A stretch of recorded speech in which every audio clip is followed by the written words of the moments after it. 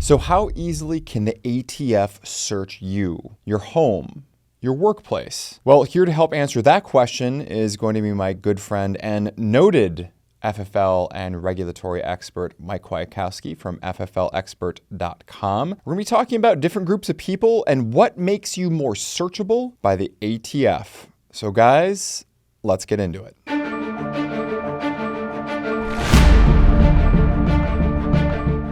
So Mike, we're talking about when can the ATF search your home, your office, your car, all that kind of good stuff. And we're going to give folks a little extra because we're going to break this down into different groups of people as well as different places.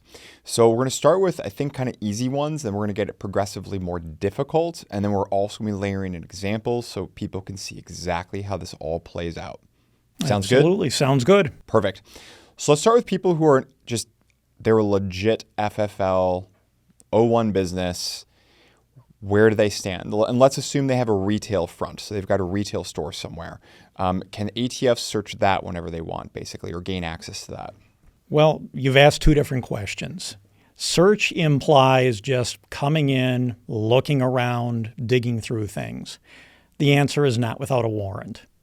Where people get confused is that the ATF is allowed to conduct an audit. And I believe they're allowed to do that once annually. Generally speaking, they don't get anywhere near that unless you're already in some trouble and under a compliance agreement or an improvement agreement. But ATF cannot just come in. It needs to have a purpose without a warrant. So they can search up to one time a year if they're just doing it, make it an audit. And I say search. I use that again. And as a lawyer, I should be more precise in my language. But as a lawyer, As a lawyer, I'm always thinking search. So that's kind of where my mind goes. That's why you're here dealing with the regulatory compliance issues.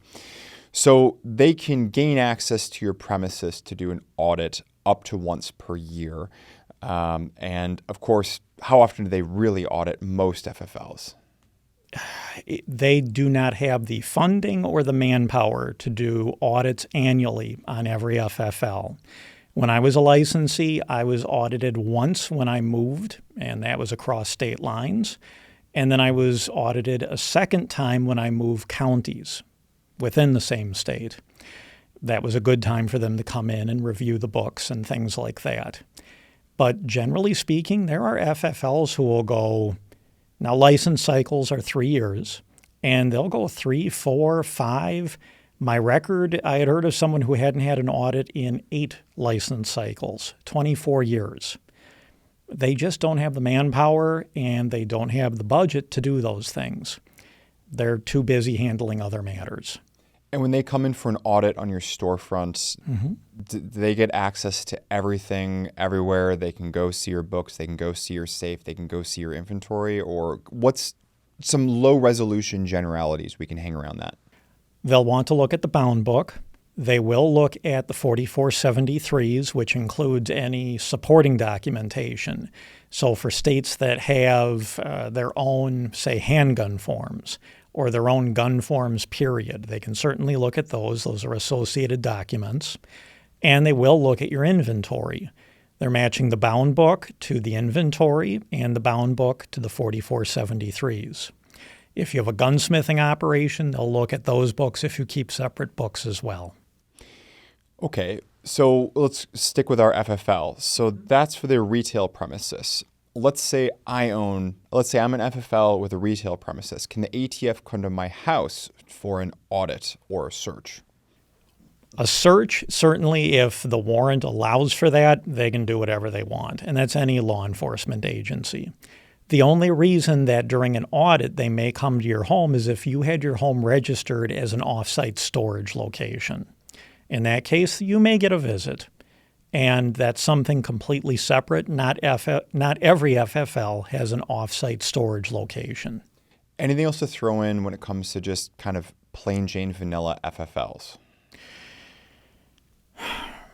The biggest is the advice I give everybody. You're going to be notified. It's usually 24 hours in advance, and they will come during the business hours that you indicated on your application or your renewal application. They're just doing their job. This is not the time to beat your chest, put up vote from the rooftop bumper stickers, urinate in the coffee maker, things like that. Treat them decent. Generally speaking, they'll treat you decent, and you can move on as quick as possible with as little interruption to your business as possible. And this is a good time to remind people that Mike is definitely an FFL expert, and you're someone that I've collaborated with in assisting manufacturers, just all sorts of different people dealing with their own, sometimes criminal, sometimes strictly regulatory, oftentimes a mixture of the two issues. So that's the reason why I brought Mike in here, is he knows what he's talking about. Okay, so let's move on to CNRs really quickly. So would you mind just quick definition, quick and dirty, what's a CNR? How does it differ from a regular FFL? A CNR is a type of FFL, but it does not allow the dealing. It is for collecting only. It does not allow you to be in the business. It's to help collectors enhance their collection, which, oddly enough, is completely disallowed under dealers, manufacturers, importers. You're getting that to do business. If you indicate that you're using it to help enhance your collection, they can deny your license or even yank it for that sort of thing. So a collector license, you're going for items that are 50 years old or older, or you're going for items that have been identified by the director of the Bureau as being, for a lack of a better term, readily collectible. Something that is less likely to be used as a weapon. It's novel, bizarre, derives monetary interest from, being associated with a certain time period or certain historic figure. We're talking, for example, JFK's handgun, or we're talking about the rifle that fired the first shot of the Vietnam War, something like that were to exist. But those sorts of things, or anything older than 50 years old. So what rights? So typically CNRs register out of their home locations. Sometimes imagine they could use an office or something like that as well. Does that match up with your experience?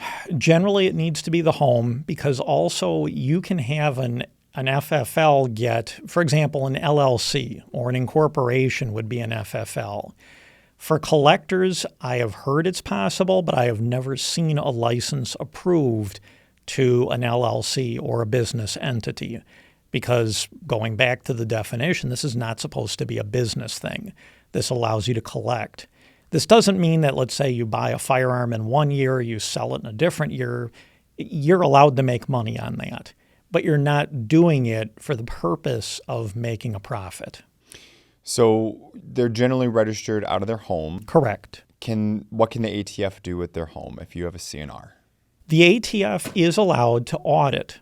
However, I have yet to hear of, and I'm sure somebody will chime in the comments that they know somewhere that it happened, but I've really yet to hear of any CNRs getting audited. That's the sort of thing that would be reserved for where they believe you're doing business or other unlawful activities. That can be done at the home, or I believe it can also be done by your choice at an ATF office. And you would need to bring in your books. You would not have a 4473. You're not doing business. You may need to bring in the firearms to match them up to whatever is on your bound book. But again, this is extraordinarily rare. I've heard people give it as a reason for not getting a CNR. I've never heard of it happening. Anything else to throw in on CNRs? Don't get caught doing business. Don't use it to buy firearms for other people. Don't use it to move things under the table. It's to help you enhance your collection. All right. Well, all good points.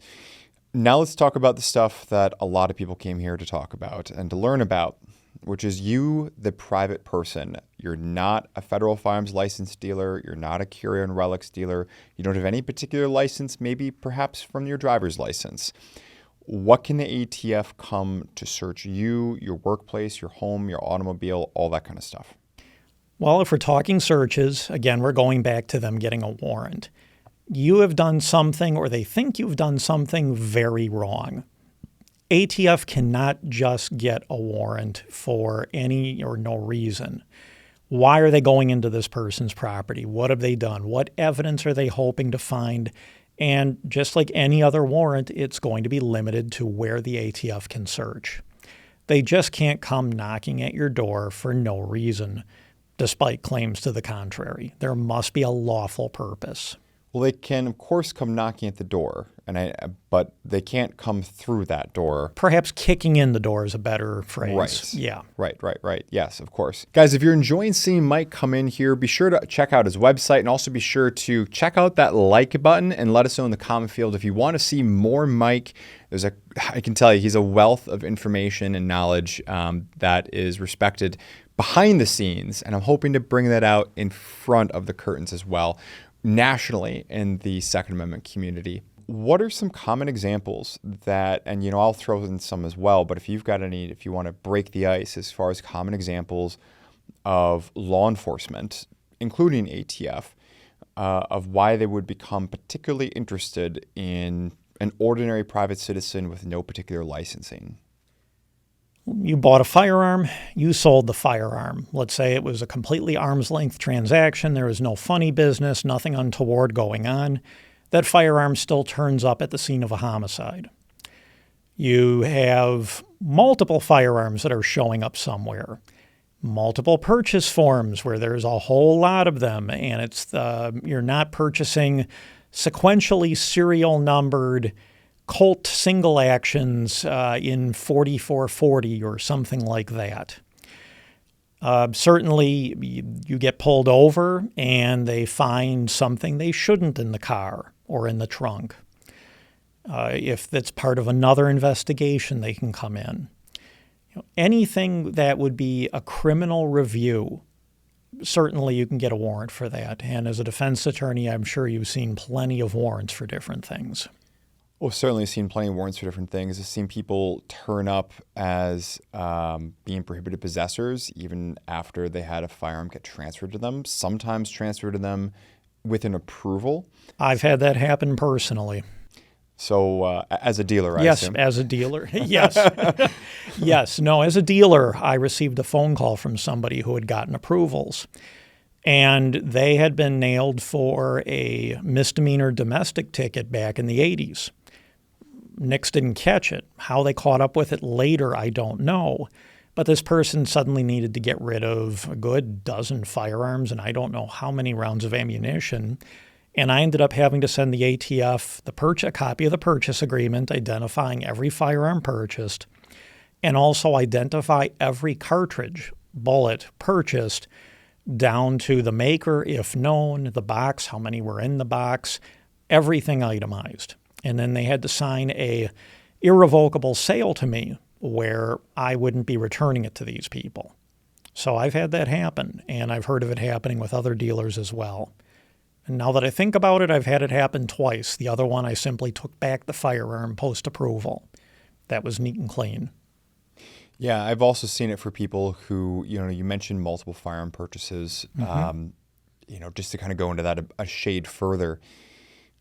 If you're buying different sorts of obviously kind of collector things, Swedish Mausers, if you're, stuff like that, okay, you're picking up this particular flavor in M96, then you're picking up an M38 or an M94 or whatever else the case may be.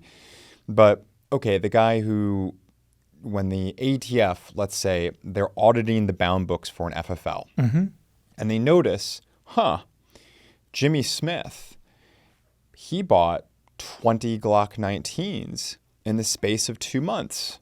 They're going to have some questions about that. They're going to have some questions about that. They may pay Mr. Smith a visit. I think there's a very good chance they'll be paying Mr. Smith a visit about that. I mean, yes, there is an emerging Glock collector market, particularly for Gen 1, Gen 2. That's about it. Yes. And certain obscure models, of course. But by and large, if you're buying, 20 of the same thing with no particular discernible collector value that's jumping off the sheet, you may be buying yourself more than what you figured you were buying. You may be buying yourself a visit from the ATF. One of the sales I remember turning down was someone who wanted to purchase 40 Cobra Derringers. No, I know exactly where that's headed. At that time, I was living in a border state. Absolutely not. And I should mention that multiple purchase forms around the country are generally restricted to handguns. In border states, they're, I believe, only semi-automatic rifles. So, for example, this had come up, shotguns. If someone had purchased 2 semi-auto shotguns, is that a thing? And the answer was no. AR-15 receivers by themselves, they have not yet been built.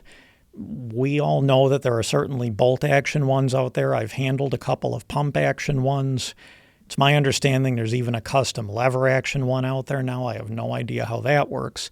That would not be a reported item. But also, if someone were to buy, say, 6 Swedish Mausers, not a thing. Those don't get reported. Handguns, and if you're in a border state, southern border specifically, semi-automatic rifles. Beyond that, you're not having an issue. So don't worry about picking up 10 or 12 Mausers. And I'll just add to that as well that if you are that private citizen and you do have a warrant, keep in mind that any obstruction of that warrant can lead to criminal charges against you, even if that warrant turned out to be utterly devoid of any factual basis. It was based on accusations that were untrue, or just plain old illegal. If you resist that warrant, there's a good chance that you can be convicted and imprisoned for the act of resisting what may have turned out to be an illegal or incorrect warrant. So be sure to raise your rights. Don't give consent to any additional searches or anything like that. Make it clear that you're not going to be obstructing the officers or law enforcement as they're conducting their official duties within the scope of that warrant, but also make it clear that you're reserving your right to an attorney, you're reserving your right to silence, and that you'll be happy to answer any other questions with the assistance of your attorney. Sounds like excellent advice all the way around. One thing I will add as a dealer is that on a multiple purchase form, I believe there was space, and I believe there still is space, to make notes. The dealer can note things on the 4473. It's just a general notes area. If someone is getting estate firearms, let's say one I recall was quite literally a crate showed up. A gentleman's brother had died who had a significant gun collection. And there were things in there from really good quality collectible firearms all the way down to some true junk, but it was still a handgun. I noted right on there that this was an estate transfer. It was not a purchase. When those forms are sent in, and they must be sent in to ATF immediately, that's something that I think would help the buyer or the heir avoid an unpleasant knock at the door. Why are you getting 2 Cobra Derringers? Well, the same reason I got 30 other firearms. My brother passed on, and this is my inheritance. That's also a good tip for FFLs, of course, in order to expedite their question-answer session with ATF as well. Yes, have it noted right on there. This is from an estate. Anything that might be helpful to send ATF in a different direction other than giving you trouble. Note it. Manufacturers, FFL, gun stores, you've got questions about ATF issues, regulatory issues. What's this weird firearm that I just purchased from an estate? Is it legal? Is it NFA? Can it be somehow fixed, resolved? Do I have to call it in? Mike is your guy. FFLexpert.com. We'll make sure that is linked in the description box below. Mike, thanks for coming in. Absolutely. Thank you for having me. Our quote of the day comes from noted martial arts legend Bruce Lee. Quote, "One of the best lessons you can learn in life is to master how to remain calm. Calm is a superpower." And if you want to see more Mike, let me know in the comment section. Hit that like button. And of course, I will see you all not only in the comment section, but in the next video as well. Thanks for sticking around to the end of the video. If you enjoyed this one, please feel free to check out some of our other great content, and we'll see you in the next one.